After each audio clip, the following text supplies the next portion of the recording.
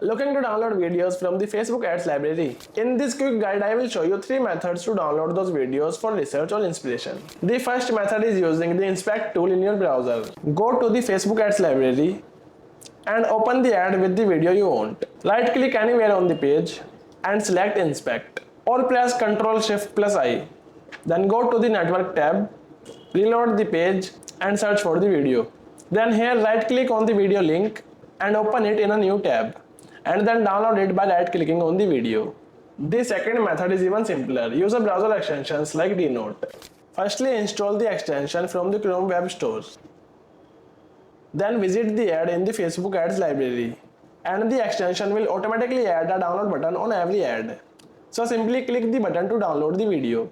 This is a quick and simple method for non-technical users. If you are looking for the discount code of Denote, then you will find the link in the description that will help you to get the maximum discount. So don't forget to check it out. And the last method is using tools like 4K video downloader. Simply copy the link to the ad video from the Facebook Ads library. Then paste the link into the downloader tool and follow the prompts to save the video.